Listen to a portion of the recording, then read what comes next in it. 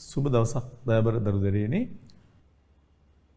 අපි පුනරීක්ෂණ පාඩම් මාලාවේ අපි දැන් ඉන්නේ කළමනාකරණය කියන නිපුණතාවේ. ඒක අපි එක එකයක් මූලික හැඳින්වීම් ටික කරා කළමනාකරණය යනු කුමක්ද? ඊළඟට කාර්යක්ෂමතාව, සඵලදායකත්වය, ඒත් එක්කම ඵලදායීතාව ඒ කොටස් පිළිබඳව අපි පැහැදිලි කිරීම කරා. අද අපි එහි නිර්වචනයේ තුල තියෙන තවත් සංකල්ප කීපයක් කතා කරන්නයි ඔබ හමුවට ආවේ. අපි බලමු අද අපිට මොකද්ද තියෙන ප්‍රශ්නේ කියන එක. ප්‍රශ්නාංක 8 අපිට අද තියෙන්නේ. 8 අහන්නේ පරමාර්ථ හා අරමුණු හඳුන්වා පුද්ගලයින්ගේ පරමාර්ථ හා අරමුණු සාධනය සඳහා කළමනාකරණය ඉවහල් වන්නේ කෙසේදයි පැහැදිලි කරන්න. එතන අහන්නේ පරමාර්ථ අරමුණු හඳුන්වලා පුද්ගලයෙක් පිළිබඳව අහනවා. ඊළඟ ප්‍රශ්නේ අහනවා අපෙන්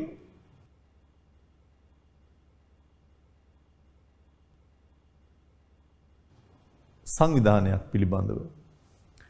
ඒ නිසා ඔබට මතක ඇති නිර්වචනය, ඒ නිර්වචනයේ තියෙන එක වචනයක් තමයි පරමාර්ථ. ඒතර අපි කියනවා කළමනාකරණය යනු ගතික ව්‍යාපාර පරිසරයක් තුල සංවිධානයක පරමාර්ථ ප්‍රකාශිත පරමාර්ථ අරමුණු සඵලව ඉටු කරගන්න සංවිධානයේ සතු සම්පත් කාර්යක්ෂමතාවයෙන් යුතුව සැලසුම්කරණයේ සංවිධානකරණයේ මෙහෙයවීම හා පාලනය ඇතුළත් ඵලදායී ක්‍රියාවලියක් කියලා. ඒ තුල අපි දැක්කා කළමනාකරණය හඳුන්වද්දී ගතික ව්‍යාපාර පරිසරයක් තුල සංවිධානයක පරමාර්ථ හා පරමාර්ථ සඵලදායී ලෙස ඉටු කරගන්න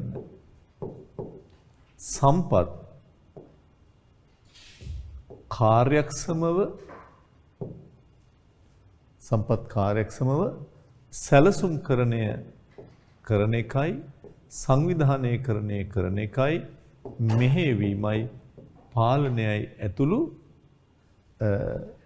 ඵලදායී ක්‍රියාවලියක් කියන එක.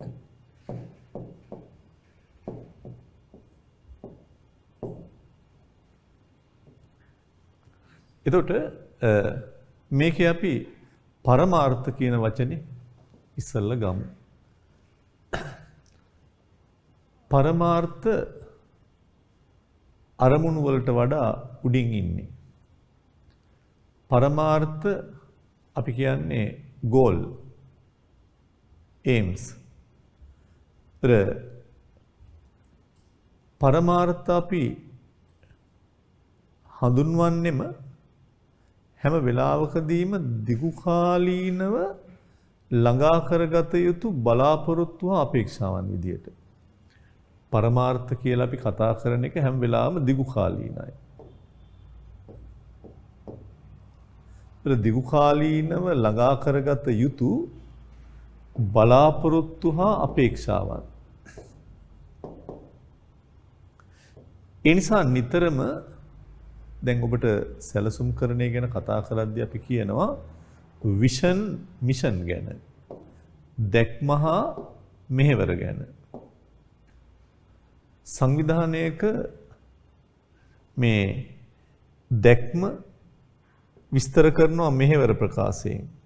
ඒතර මේ දැක්මත් මෙහෙවරත් තවදුරටත් මෙන්න මේ පරමාර්ථ වලින් විස්තර කිරීමක් කරනවා.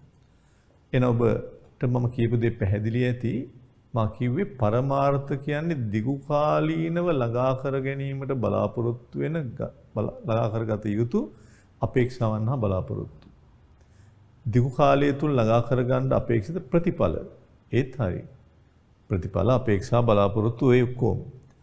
ඒතර මේ විෂන් මිෂන් මේ ගැන මම පස්සේ කතා කරන්නම්. දැක්ම හා මෙහෙවර කියන එකෙන් පෙන්눔 කරන දෑ තවත් විස්තරව කියනවා පරමාර්ථ තුලින්. දැන් උදාහරණයක් විදිහට සමහර ව්‍යාපාරවල පරමාර්ථය ලාභය උපරිම කිරීම. සමහර ව්‍යාපාරවල පරමාර්ථය විකුණුම් උපරිම කිරීම. සමහර ව්‍යාපාරවල පරමාර්ථය රැඳී සිටීම. සමහර ව්‍යාපාරවල පරමාර්ථය වෙළඳපොළ කොටස වර්ධනය කරගන්න එක. පරමාර්ථ දිගු කාලීනයි. ඒකින් අර දැක්ම මෙහෙවර වගේ දේවල් තවත් විග්‍රහ කරනවා විස්තර කරනවා. උදාහරණ අපි හිතුවොත් දැන් බිල් ග්‍රේඩ් මයික්‍රොසොෆ්ට් අධිපති එයාගේ දැක්ම ලෝකේ තියෙන හැම උපකරණයක්ම මෘදුකාංගයකින් සන්නද්ධ කරන එක. මේ පෑනට software එකක් දානවා. මා ඉස්සරහා තියෙන කැමරාවට මොකක් හරි වෙනස් software එකක්. දැනටත් ඒවා තියෙනවා. දැන් මේ බෝඩ් එකේ තියෙනවා හැම එකක්. කැමරාවේ තියෙනවා. හැම උපකරණයක්ම මෘදුකාංගයකින් සන්නද්ධ කරන එක. අපේ ගෙදරක තියෙන දොරක්, පුටුවක්, මේසයක් මේ හැම එකක්. ඒක කොහොමද කරන්නේ? දිගු කාලීනව ඒ ආයතනයේ ඒ විෂන් එක තුල බලාපොරොත්තු වෙන දේ විස්තර කරනවා පරමාර්ථය හරහා. හොඳයි. ඒ ගමම්ම මම ඔබට තවත් විස්තර කිරීමක් කරොත් අරමුණු කියන්නේ මොකක්ද කියන එක.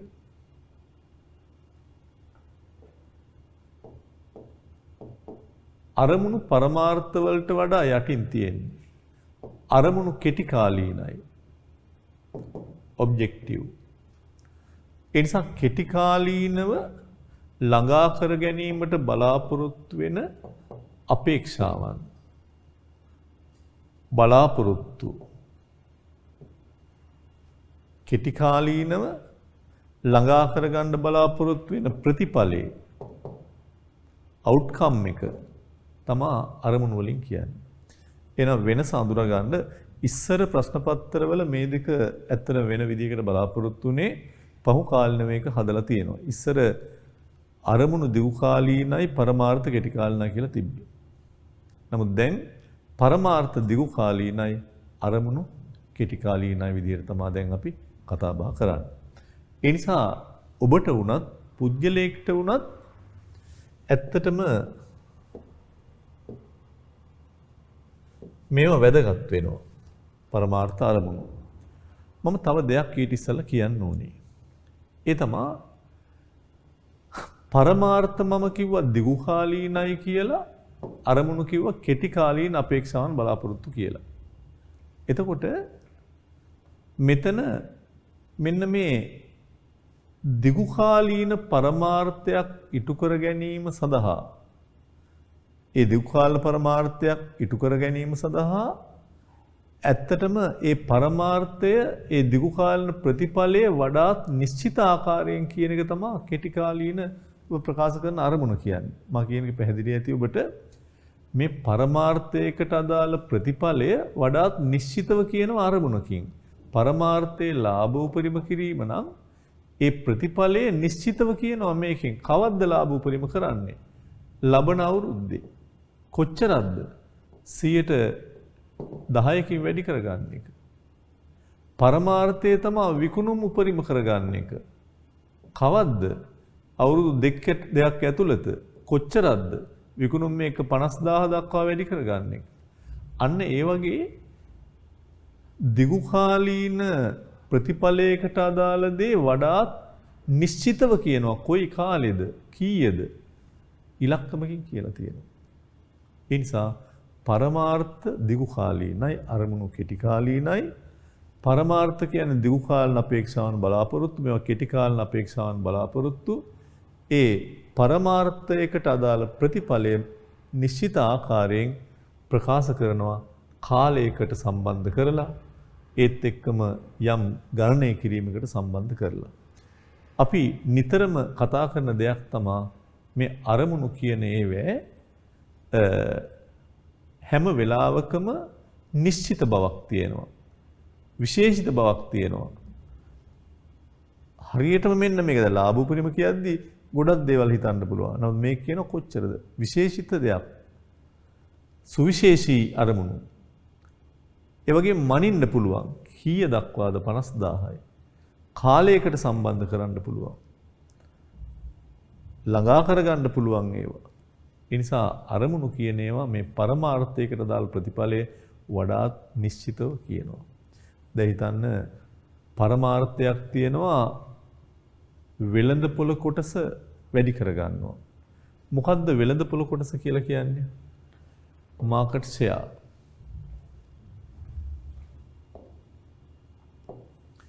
වෙළඳපොළ කොටස කියන්නේ මොකද්ද?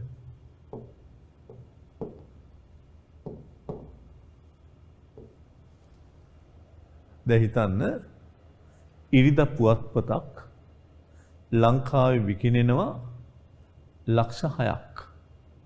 ඉරිදා පුවත්පත් ලක්ෂ 6ක් විකිනවා ලංකාදීප, දිවයින, සිළුමිණ මේ ඔක්කොම. මේ ලක්ෂ 6න් ලංකාදීප විකිනෙනවා ලක්ෂ අපි හිතමු 3ක්. ඒත් එයාගේ වෙළඳපොළ කොටස 150යි. ලක්ෂ 6න් ලක්ෂ 3යි කියන්නේ භාගයයි. එයා දන්නේ 150 තව වැඩි කරගන්න. සමහර විට අපි හිතමු දිවයින පත්තරේ විකිනෙන්නේ ලක්ෂයයි නම් 6න් එක නම් 100ට. ඒ වගේ. එහෙනම් මේ වෙළඳපොළ කොටස වර්ධනය තමයි පරමාර්ථය. පරමාර්ථයේ වෙළඳපොළ කොටස වර්ධනය. අරමුණ තමයි 110කින් මේක වර්ධනය කරගන්න එක ලබන අවුරුද්ද ඇතුළත. ඒ නිසා පරමාර්ථ නිශ්චිත නැහැ. කවද්ද කියලා නැහැ. මනින්න බෑ. අරමුණු නිශ්චිතයි මැනගන්න පුළුවන් කවද්ද කියලා තියෙනවා. එහෙනම් අරමුණු අපි ඉස්සරහදී කියනවා නිතරම අරමුණු කියන ඒවා ස්මාර්ට්. ස්පෙસિෆික් සුවිශේෂී එකක්. හරියටම කියන්න පුළුවන්. මෙෂරබල් මයින්ඩ් පුළුවන්. ඇචීව් කරගන්න පුළුවන්, ළඟා කරගන්න පුළුවන්. රියලිස්ටික් අපේ සම්පත් වලට අනුව කරන්න පුළුවන් දෙයක් තමයි අපි ස්ථාපිත කරගන්නේ. ටයිම් බවුන්ඩඩ් කාලයක් තියෙනවා ඒකේ. ඊට හැම වෙලාවකම අරමුණු ස්මාර්ට්. පරමාර්ථයකට අදාළ ප්‍රතිඵලය වඩාත් නිශ්චිත ආකාරයෙන් කියන අරමුණකින්. කාලයක් තියෙනවා මැනගන්න පුළුවන්. එහෙම. ඒ නිසා ඔබට මා කියපු දේ පැහැදිලි ඇති. පරමාර්ථ අරමුණු අතර වෙනස්කම ඔබ දැනගෙන ඉන්න ඕනේ. මා නිකම් ප්‍රශ්නයක් ඇහුවොත් ඔබෙන් ඔබත් හිතා ගන්න ඕනේ ඔබගේ මොනවද දැන් කවුරු හරි අහනවා නම් පරමාර්ථ මොනවද අරමුණු මොනවද කියලා අහන්නේ නැහැ. නමුත් ඔබේ අනාගත පරමාර්ථ මොනවද කියලා අහයි. ඔබේ අරමුණු මොනවද කියලා අහයි. ඔබේ aims goals මොනවද කියලා අහයි. objective මොනවද කියලා අහයි. එහෙම වුණාම ඔබ උත්තර දෙන්න ඕනේ. ඒ හින්දා පරමාර්ථ දිව් කාලීනයි. ඔබ කියනවා මම කොහොම හරි මගේ පරමාර්ථය තමයි විශ්වවිද්‍යාල කතිකාචාර්යවරයෙක් වෙන එක. ඉතින් ඒකට අරමුණු ගොඩක් සම්පූර්ණ කරගන්න A level පාස් වෙන්න ඕනේ. A 3ක් ගන්න ඕනේ. ඉස්සර ස්කෝර් එක වැඩි කරගන්න ඕනේ. විශ්වවිද්‍යාලෙ ගිහිල්ලා ෆස්ට් ක්ලාස් එකක් ගන්න ඕනේ. තියෙනවා ගොඩක්. එහෙනම් පරමාර්ථයකට අදාළ අරමුණු ගොඩක් තියෙනවා. පරමාර්ථයක් ඉටු කරගන්න අරමුණු ගොඩක් සම්පූර්ණ කරගන්න ඕනේ. තව කෙනෙක් කියන්න පුළුවන් මම පාර්ලිමේන්තු මන්ත්‍රීවරයෙක් වීම තමයි මගේ පරමාර්ථය. ඉතින් ඒකට ප්‍රාදේශීය සභාවක පළාත් සභාවක ඒවැ මන්ත්‍රීවරු වෙලා හෝ නොවෙලා ඊට අමතරව ඒ සුදුසුකම් දැන් පිට රටක නම් මන්ත්‍රීවරයෙක් වෙන්න යම් සුදුසුකමක් තියෙනවා අධ්‍යාපන සුදුසුකමක් තියෙන්න ඕනේ. කවුරු හරි අනුමත කරන්න ඕනේ. ඒ නිසා බොහොමයක් දේ තියෙන්න පුළුවන්. පරමාර්ථයට දාල ප්‍රතිඵලය අරමුණු වලින් තව තවත් විස්තර වෙනවා. එහෙම නැත්නම් ඒ ප්‍රතිඵලය වඩාත් නිශ්චිත ආකාරයෙන් කියනවා කොයි කාලෙද කොහොමද කියන එක. හොඳයි. ඔය ටිකෙන් මම හිතනවා ඔබට මා කියපු දේ පැහැදිලිව ඇති. පරමාර්ථය හඳුන්වලා තියෙනවා සංවිධානයක් විසින් දිගු කාලීනව ළඟා කරගත යුතු බලාපොරොත්තු අපේක්ෂාවන්. නැතොත් ආයතනයක් දිගු කාලයකදී ළඟා කර ගැනීමට අපේක්ෂිත ප්‍රතිඵල. ආයතනයක දෘෂ්ටිය, ඒ කියන්නේ විෂන්. ඒ අනුව ප්‍රකාශිත නිෂ්ඨාව, ඒ කියන්නේ මිෂන් තවදුරටත් පරමාර්ථ මගින් විස්තර කරනවා. ලාභය උපරිම කිරීම, විකුණුම් උපරිම කිරීම.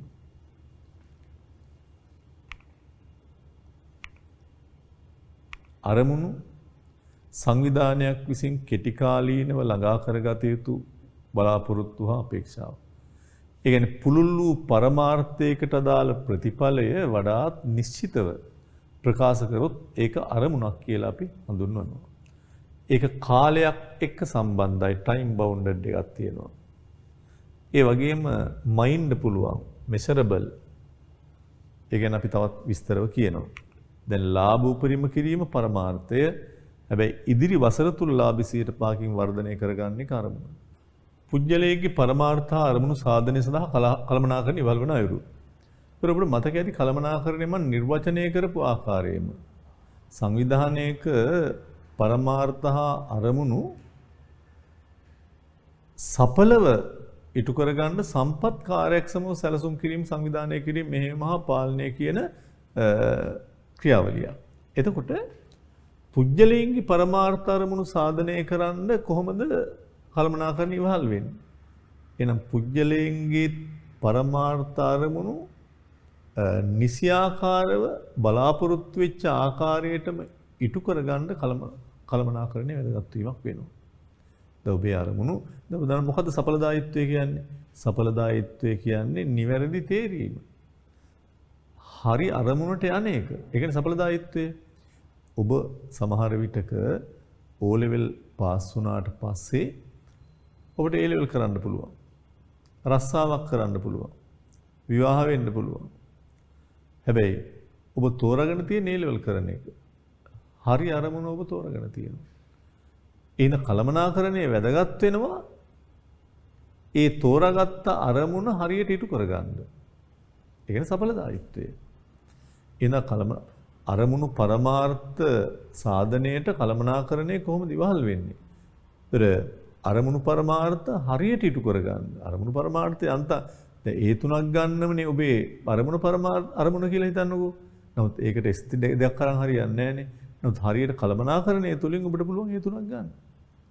හරි විදිහට දැන් මොකද්ද සඵලත්වය කියලා අපි කිව්වේ? නිවැරදි දේ කිරීම, නිවැරදි තේරීම, හරි අරමුණට යන එක. ඉතින් ඒකට කළමනාකරණය වැදගත් වීමක් වෙනවා ඇත්තටම. දෙවෙනි එක කාර්යක්ෂමතාවය. කළමනාකරණය හඳුනන කියන සම්පත් කාර්යක්ෂමතාව.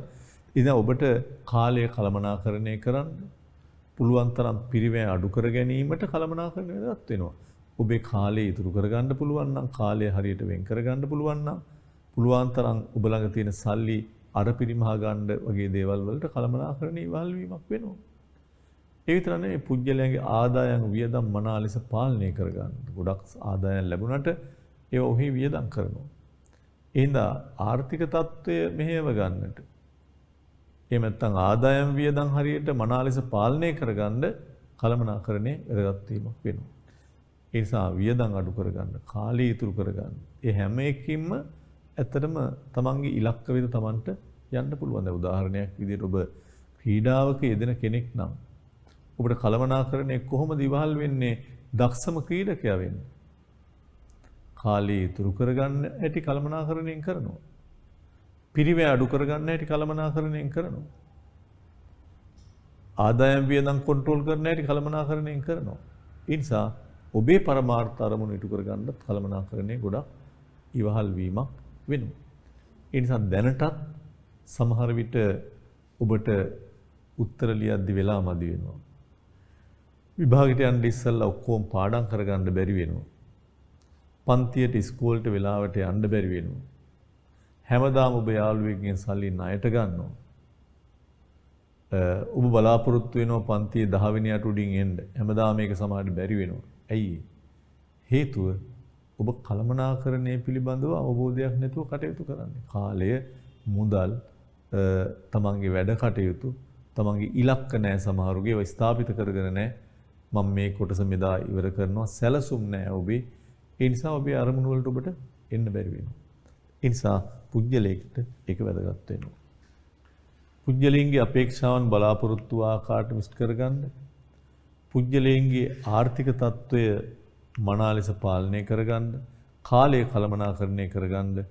කාර්යක්ෂමතාව වර්ධනය කරගන්න.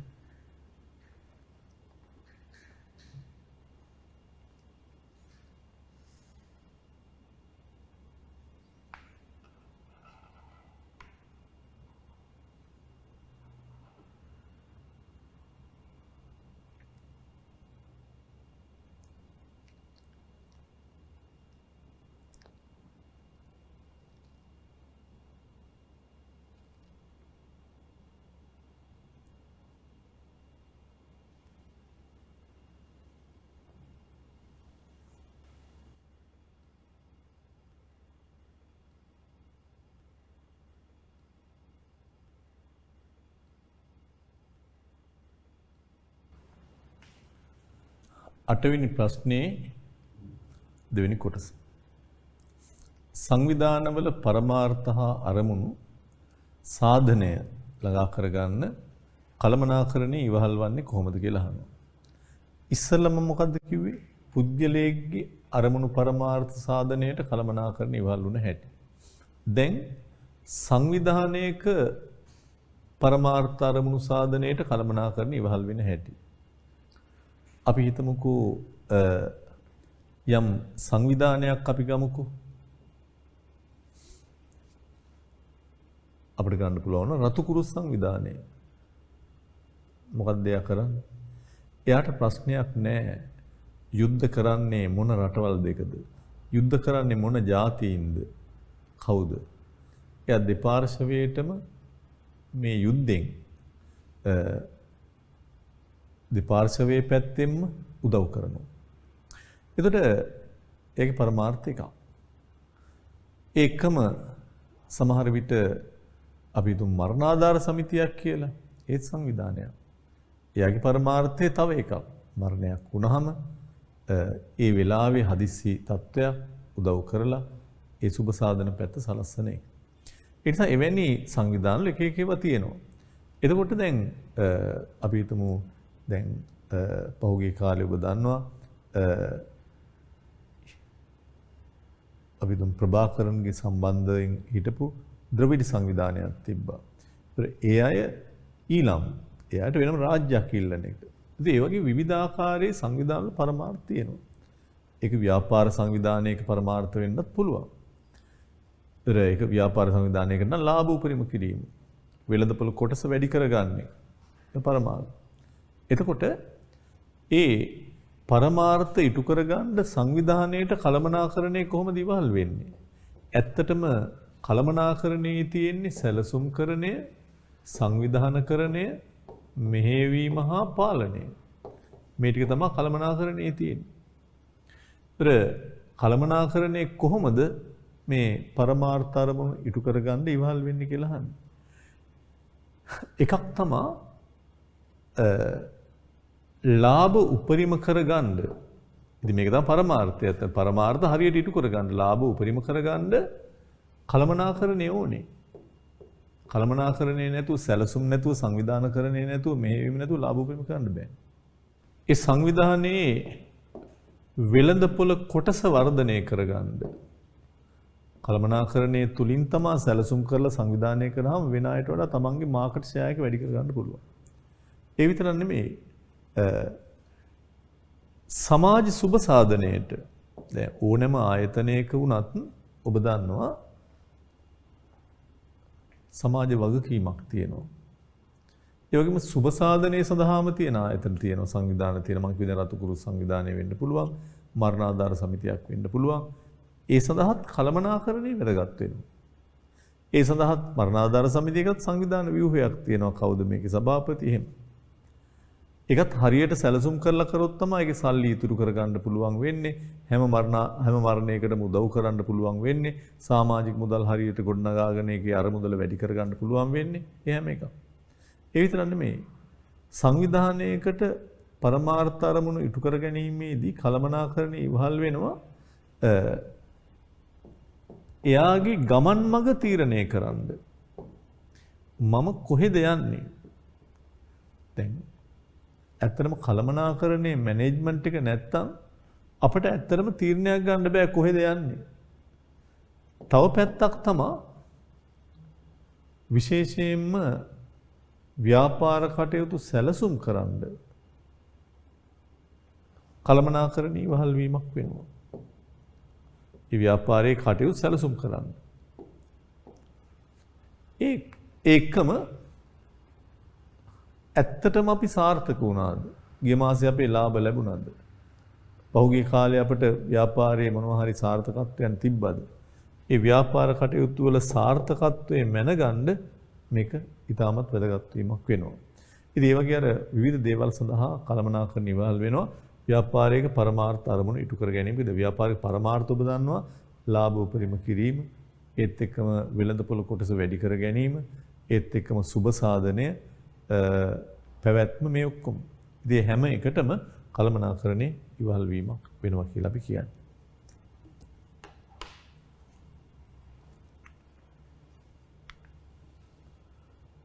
ලාභ උපරිම කර ගැනීමට, සමාජ සුබ සාධනයට, වෙළඳපොළ පුළුල් කර ගැනීමට,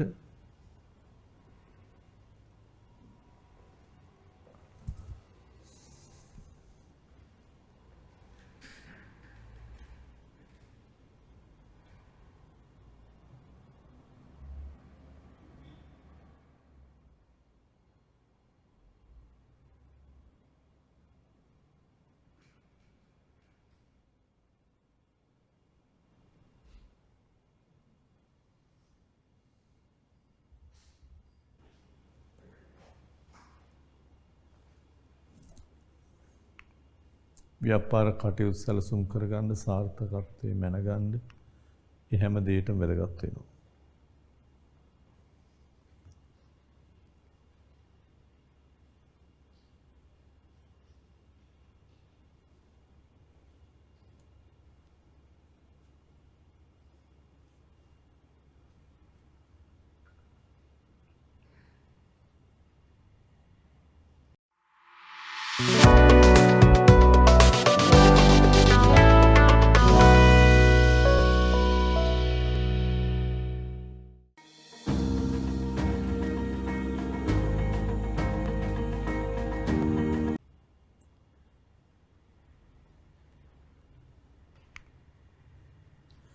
ඊළඟ ප්‍රශ්නේ සම්පත්වල හිඟතාව පමණක් නෙවෙයි වෙනත් අභියෝග ගණනාවක් හේතු කොටගෙන කළමනාකරණයේ අවශ්‍යතාව හා වැදගත්කම වැඩි වී ඇත පැහැදිලි කරන්න.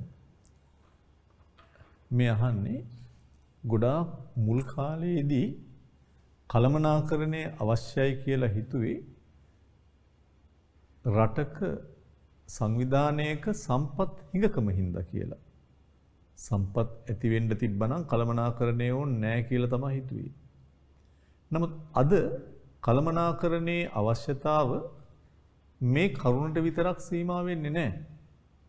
කළමනාකරණය ඕනේ කළමනාකරණයෙන්ම කියනනේ කළ යුතු දේ මනා ලෙස කිරීම.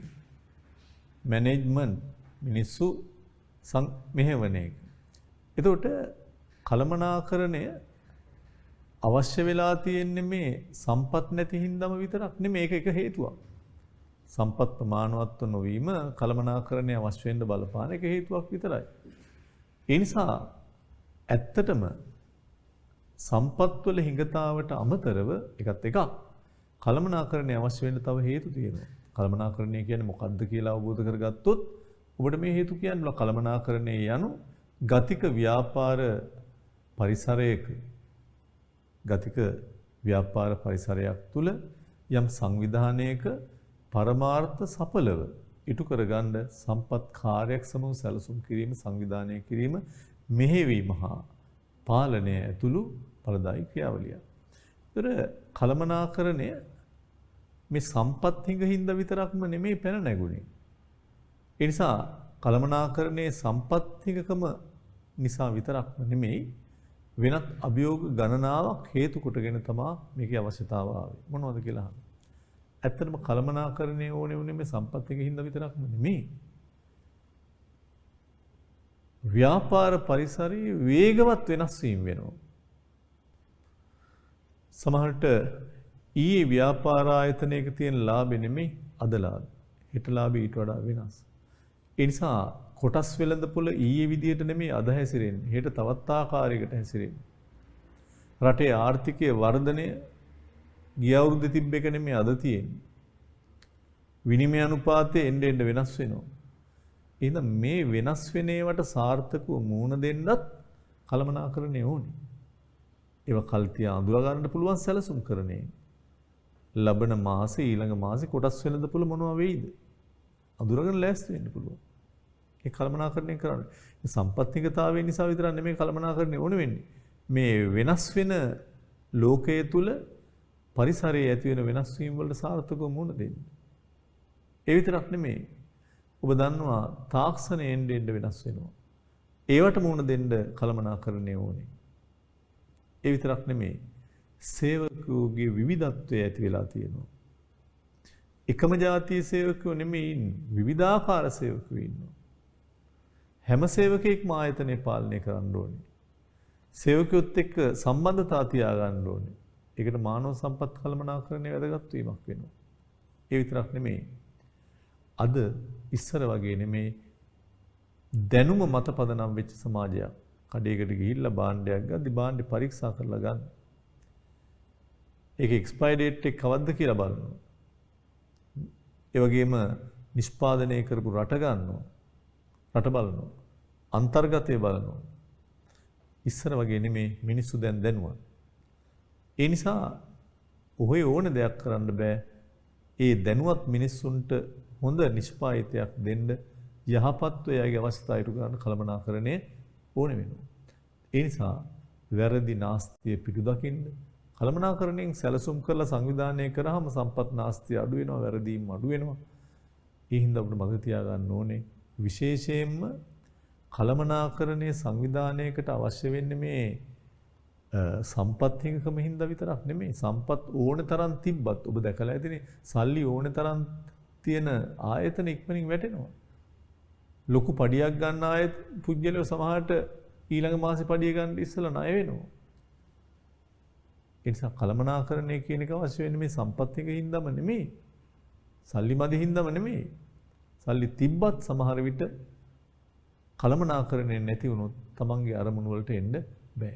ඉතින් ඒ නිසා සංවිධානයක වුණත් සම්පත් හිඟකම හින්දා විතරක්ම නෙමෙයි විශේෂයෙන්ම මේ වැරදි කළමනාකරණය අවශ්‍ය වීමක් වෙලා තියෙන්නේ තරගකාරීත්වයේ හින්දා. ඒ වර්ධනය වෙන්න කළමනාකරණයේ අවශ්‍යතාවය පැන නගිනවා. ව්‍යාපාර පරිසරයේ වේගයෙන් වෙනස් වෙන හින්දා. සේවකයෝ එන්න වෙනස් වෙන හින්දා. ලෝකේ සමාජ වගකීම් ආචාර ධර්ම පිළිබඳව නිතර මිනිස්සු කතා බහ කරන හින්දා කළමනාකරණය ඕනේ. දැනුම මත පදනම් වෙච්ච සමාජයක් ඉන්න නිසා. ඒ ඕන එකක් කියන්න පුළුවන්. ඒක කරුණු දෙකක් ඔබට ලියා ගන්න පුළුවන්. එක තරංකාරීත්වයේ වර්ධනය වීම, දෙක ව්‍යාපාරයේ පරිසරයේ වේගවත් වෙනස් වීම.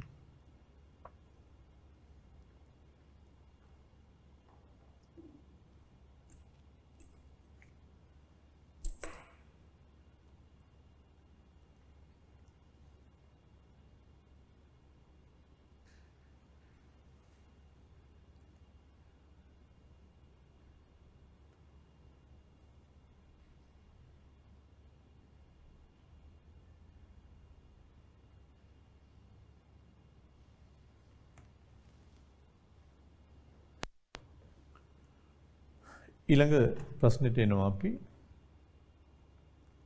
සංවිධානයකට කළමනාකරණයේ ඇති වැදගත්කම පැහැදිලි කරන්න. එතකොට අපි කලින් කතා කරේ මේ හිඟකම නිසා විතරක් නෙමෙයි කළමනාකරණය අවශ්‍ය වෙන තවත් සාධක. අපි කළමනාකරණය අවශ්‍ය වෙන සාධක කිව්වා. තරඟයට මුහුණ දෙන්න, තරඟෙ වැඩි වෙන හින්දා, ඊට අමතරව තාක්ෂණයේ දියුණු වෙන හින්දා, මිනිස්සුගේ දැනුම පුළුල් හින්දා එහෙම අපි කිව්වා. දැන් අපි කතා කරන්නේ සංවිධානයකට කළමනාකරණයේ ඇති වැදගත්කම පැහැදිලි කරන්න. අරකම ටිකක් අපි වෙනස්ව ගන්නවා. ඇත්තටම කළමනාකරණයේ සංවිධානයකට වැදගත් වෙන්න එක හේතුවක් තමයි ඒ සංවිධානයේ පරමාර්ථ අරමුණු බලාපොරොත්තු වෙච්ච ආකාරයට ඉටු කරගන්න. අර පුජ්‍යලේක් වගේම තමයි. සංවිධානයකට කළමනාකරණයේ වැදගත් වීමක් වෙන්නේ හිඟ සම්පත් වඩාත් සඵලව හරි දෙයට යොදවන්න. සඵලදායී යොදා ගන්න. කාර්යක්ෂමව යොදා ගන්න. පිරිවේ අඩු කර ගන්න. දැන් ඒකනේ දැන් ඔය සමහර විට එක එක කතා තියෙන්නේ නේ ඔබ දන්නවා. ගංගවල කතාවක් තියෙනවා ගඟට ඉනි කපනවා වගේ. ඉනි කපනේවා ගඟට සමහර අය ඉන්නවා ඉනි කපලා සමහරට ගඟේ මේ ඉනි ගඟ දිගේ ගෙනියන්න පුළුවන්. නමුත් ගිහිල්ලා බලනකොට මේවෙන් වැඩක් නැහැ ගිහිල්ලා ගහගෙන ගිහිල්ලා. එතකොට ඒ නිසා ඒවයි කතා හදලා තියෙනවා. ඒ නිසා හිස් කලයකට වතුර පුරවනවා වගේ එකේ හිලක් තියෙනවා කොච්චර වතුර පිරුවත් වැඩක් නැහැ. ඉතින් ඒ නිසා හැම වෙලාවකදීම අර මේ හිඟ සම්පත් සඵලව කාර්යක්ෂම යොදා ගන්න කළමනාකරණය කොච්චර සල්ලි තිබ්බත් කොච්චර දැනුම් තිබ්බත් කළමනාකරණය නැතුව ඒක යහපත්ව කරගන්න බෑ කියන එක කියන්නේ. ඒ වගේම කළමනාකරණයේ ව්‍යාපාරයට ඕන වෙලා තියෙන්නේ අර පරිසරයේ ගතික වෙනස් වෙන පරිසරයක් තුල ඒ වෙනස් වෙන ඒවට සාර්ථකව මුහුණ දෙන්න. දැන් උදාහරණයක් විදියට COVID-19 ආවා. අපි දන්නවා ඉස්සරහට මොකද වෙන්නේ කියලා. ඒන සමහර හෝටල් වලට ආදායම් අඩු වුණා. හැබැයි ඒ අය සමහර විට නිරෝධායනයට දීලා හෝ වෙනත් දේවල් කරලා ඒවා අවම කරගත්තා. ඒතර කළමනාකරණය කරා හෝටලේ ඇතුලේ ඉන්න ප්‍රධාන කීප දෙනෙක් විතරක් නවත්තගත්ත සමහරු ඉවත් කිරීම කරා. ඒතර ඒ අනුව අර කළමනාකරණය හරියට දන්නවනම් මේ වෙනස් වෙන පරිසරයට සාර්ථකව මුහුණ දීමේ හැකියාවක් තියෙනවා. දන්නවා පිටරටින් ගේන අපි හිතමු ක්‍රීම් වර්ග කොස්මැටික්ස් මේවා පිටරටින් ගේන එක නැවැත්තුවා. ඒතර මෙහි ඉන්න අය දන්නවා දැන් මේවා ගේන්නේ නැවැත්තුවා. දේශීයව වර්ධනය කරන්න පුළුවන් විකුණ ගන්න පුළුවන් කියලා. ඒ නිසා මේ පරිසරයට මුහුණ දෙන්නේ. බැංකුවල ඉදිරි කිරීමේ පොලි අඩු වුණා. සමහරු තමන්ගේ සල්ලි වෙනත් මාර්ගවල යෙදුවා. ඒවා. අනිත් එක අපි කියවනේ තරංගයට මුහුණ දීමට කළමනාකරණය ඕන කියලා. දැන් විස්තර කරන්න තියෙන්නේ. තරංගයට සාර්ථකව මුහුණ දීම තුල තමන්ගේ සාර්ථකත්වයේ දිගු කාලිනව ළඟා කරගන්න. අතන අපි කතා කරේ කළමනාකරණය අවශ්‍යයි. කෙටියෙන් අපි කිව්වා තරංගයට මුහුණ දීමට.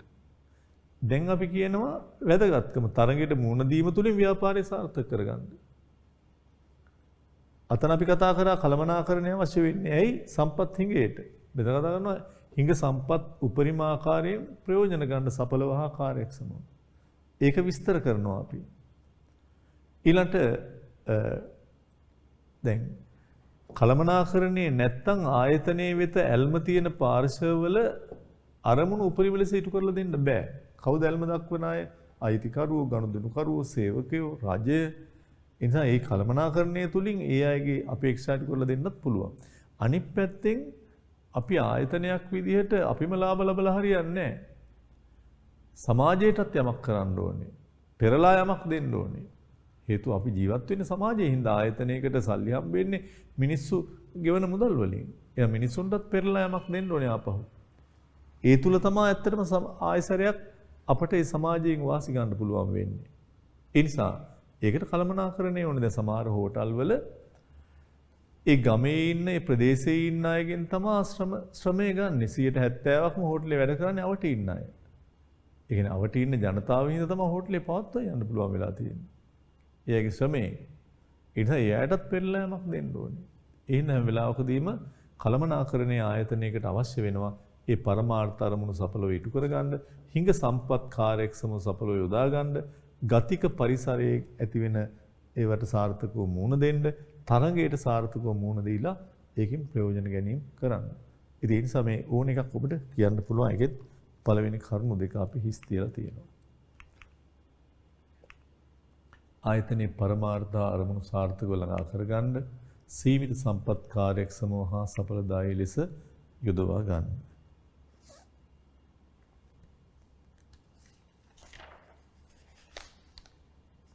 ගතික ව්‍යාපාර පරිසරයට සාර්ථකව ප්‍රතිචාර දැක්වීමට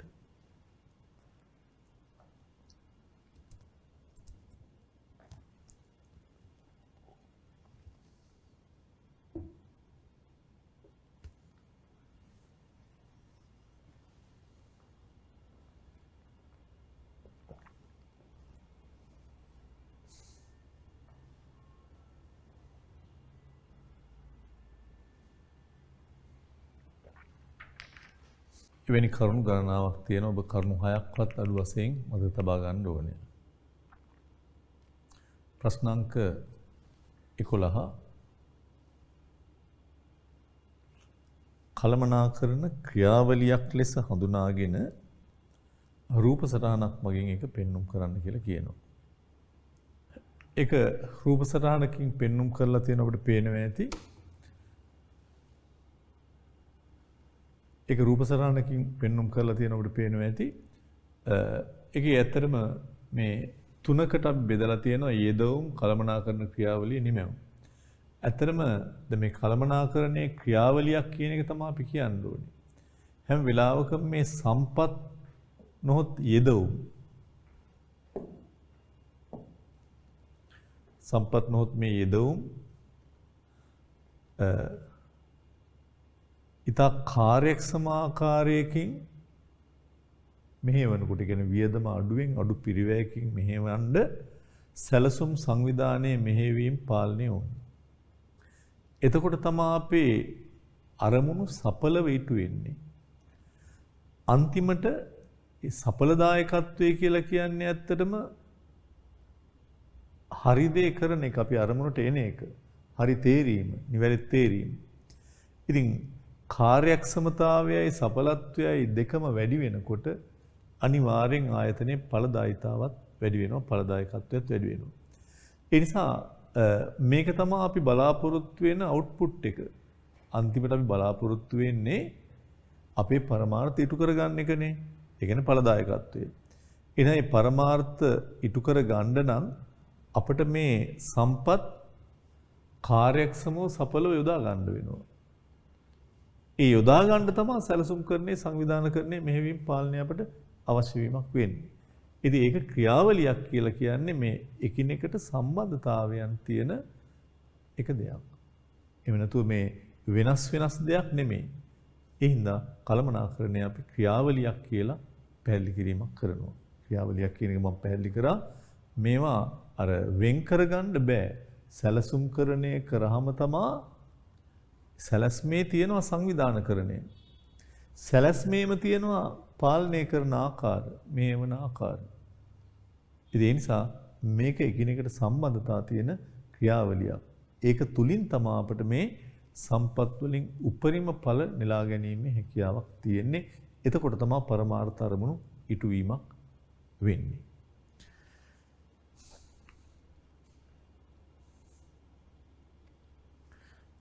ඒකම ටිකක් වෙනස් ප්‍රශ්නයකට අපි යොමු කරලා තියෙනවා බව.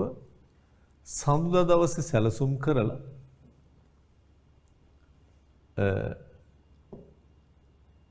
අඟහරුවාදා දවසේ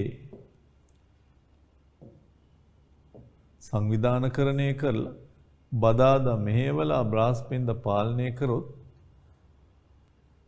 කළමනාකරණය හරිද කියලා අහන්නේ. එතකොට ඇත්තටම ගොඩක් දරුවෝ හිතන් ඉන්නවා වෙන්න පුළුවන් සැලසුම්කරණය කරලා ටික කාලෙකින් සංවිධානකරණය කරනවා. සංවිධානකරණය කරලා ටික කාලෙකින් මෙහෙවනවා. ටික කාලෙකින් පාලනය. හැබැයි තාම ඔබ මේ වචනවල තේරුම් දන්නේ නැහැ. නමුත් ඉස්සෙල්ලා ඔබ දැන් තියරි පන්ති වල ඔබ මේ අඳුරගෙන තියෙනවානේ. එහෙනම් මේ ක්‍රියාවලිය කළමනාකරණයේ තියෙන ප්‍රධානම සිත තමයි කාර්යයන් තමයි. හැබැයි මේවා ඔක්කොම එකට වෙන්නේ. ඔබ වාණිජ්‍ය දිනයක් සංවිධානය කරන ගමන්ම ඔබ ඒකේ දින තීරණය කරලා වැඩ බෙදාගෙන ඒ වගේම නායකයෙක් පත් කරලා පාලනය කිරීම කරනවා. මේක උන් නැත්තම් කොහොමද? කවුද බලන්නේ කොහොමද? ඒ නිසා යම් ප්‍රොජෙක්ට් එකක් ප්ලෑන් කරනකොට අධිවේගී මාර්ගයක් හදන්න සැලසුම්කරණය කරනකොට කොහෙන්ද ඒකට අරමුදල් සපයා ගන්නෙ? කාටද මේක කොන්ත්‍රාත් දෙන්නේ? කොයි කාලෙ මේක ඉවර වෙනවද? කවුද බලන්නේ? ඔක්කොම තියා ගන්න ඕනේ අපිට. ඒ නිසා මේක මේ සැලසුම්කරණය අද කරලා ටික කාලයකට පස්සේ සංවිධානකරණය කරලා එහෙම කරන්න බෑ. මේවා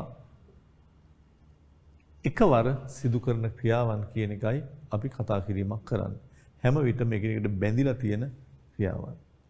ඒකේ සටහනක් ඔබට තියෙනවා. එකිනෙකට සම්බන්ධ අකණ්ඩව පවත්නා ක්‍රියාකාරකම් සමූහයක එකතුවක් තමයි ක්‍රියාවලියක් කියලා කියන්නේ. ක්‍රියාවලියක් කියන්නේ එකිනෙකට සම්බන්ධයි අකණ්ඩව පවතිනවා. ඒවා එකතුවක්. එකිනෙකට සම්බන්ධතා තියෙන ක්‍රියාකාරකම් සමූහයක එකතුවක්. ඒ අනුව කළමනාකරණයේද ක්‍රියාවලිය. කළමනාකරණ ක්‍රියාවලියට සැලසුම්කරණය, සංවිධානකරණය, මෙහෙයවීම, පාලනය යන කාර්යයන් ඇතුළත්. ඒ අනුව පරමාර්ථ අරමුණු නැමැති නිමැවුම ළඟා කරගන්න පරමාර්ථ අරමුණු තමයි අපේ නිමැවුම ප්‍රොඩක්ට් එක.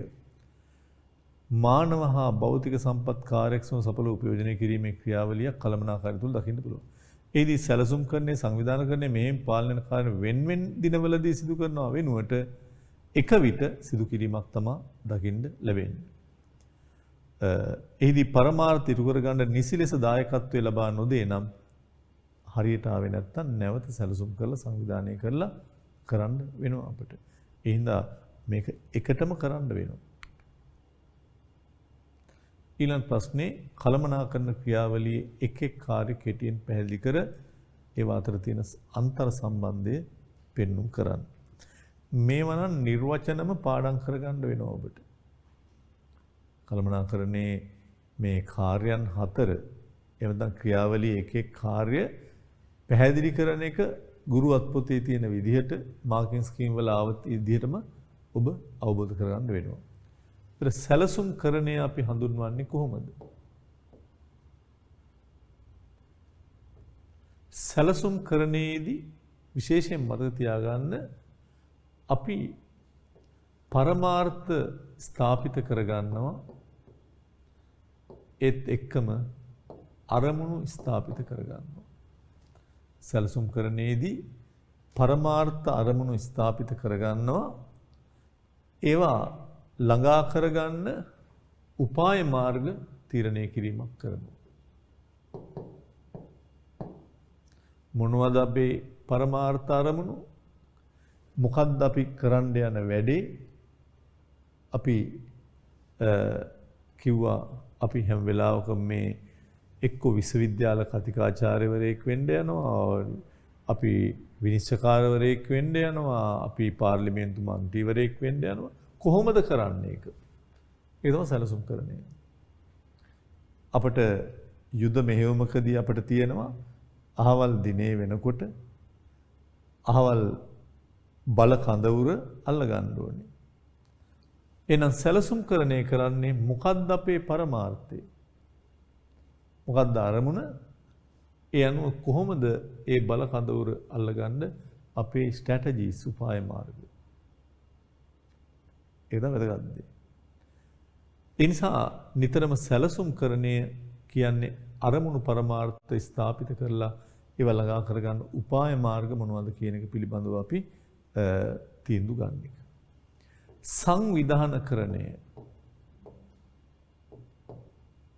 මේක මතක සංවිධානය නෙමෙයි, සංවිධානය ඕගනයිසේෂන්, මේක ඕගනයිසිං. සංවිධානකරණයේදී වැඩ තුනක් තියෙනවා.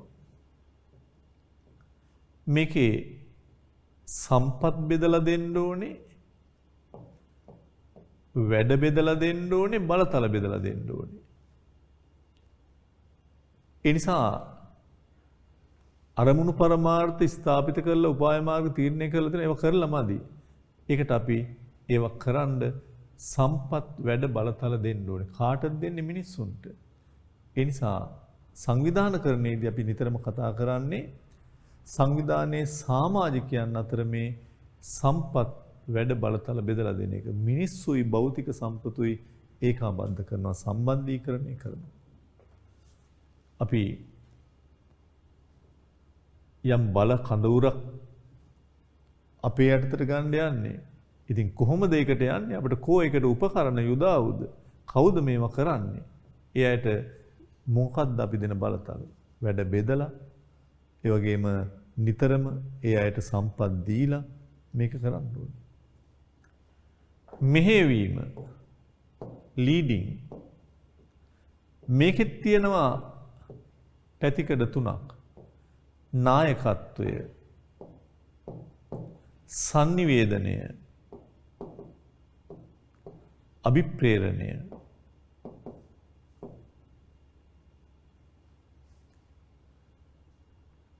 එහෙනම් පරමාර්ථ අරමුණු ඉටු කරගෙන සම්පත් වැඩ බලතල දැන් බෙදලා ඔක්කොම හරි. නමුත් වැඩේ වෙන්නේ කවුරු හරි ලීඩර් කෙනෙක් පත් කරගෙන කණ්ඩායම් ලීඩර් කෙනෙක් මොකද්ද කරන්නේ? නායකත්වයෙන් මොකද්ද කරන්නේ? පුජ්‍යලයන් හා කණ්ඩායම් වල චර්යාවට බලපෑම් කරනවා.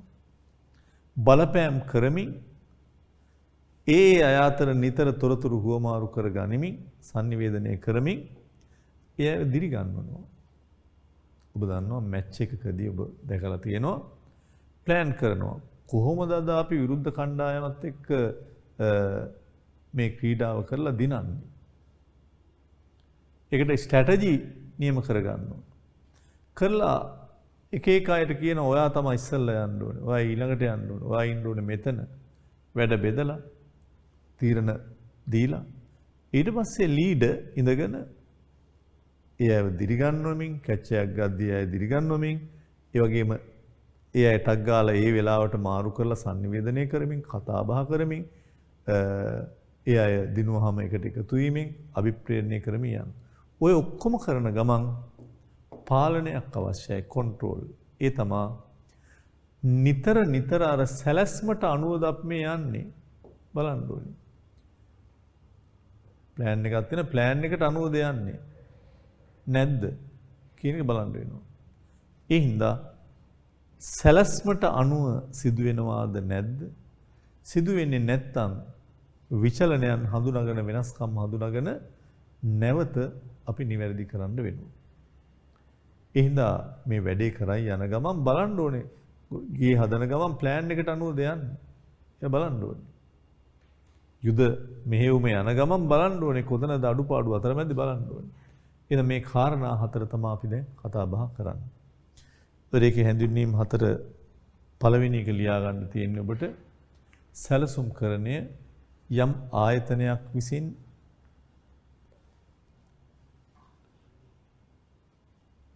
ළඟා කර ගැනීමට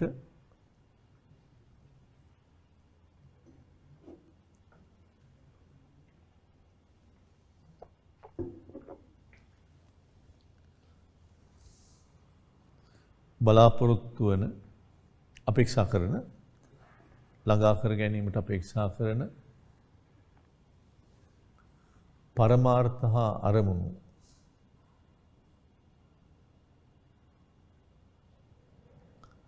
ස්ථාපිත කර ගැනීමෙත්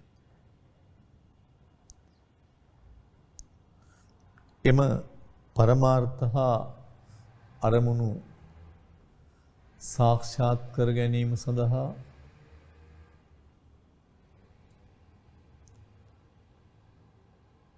අදාළ උපාය මාර්ග ස්ථාපිත කිරීමේ ක්‍රියාවලියයි.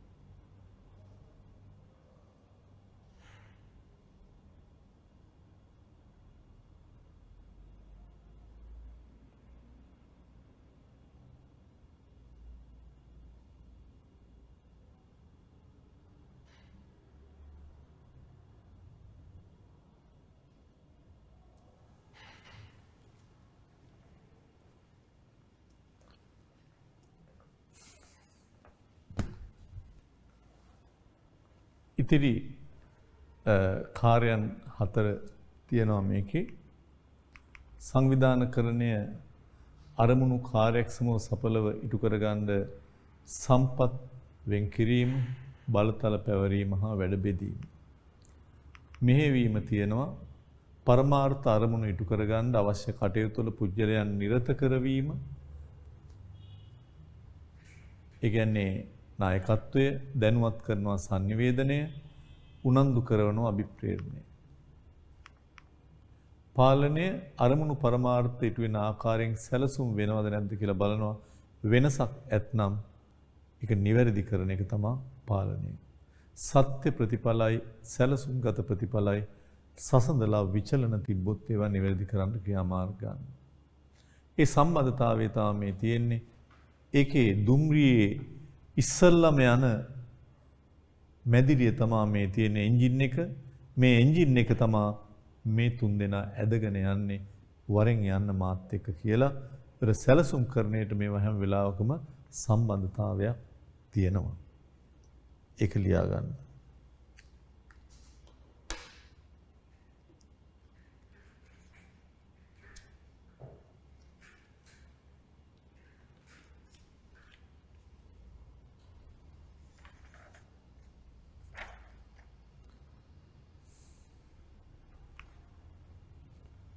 ඉතින් ඔබ සැමට එහෙමනම් නැවතත් සුබ දවසක් ප්‍රාර්ථනා කරලා අපි අද මේ එක්කේ මෙතනින් හමාර කරමු.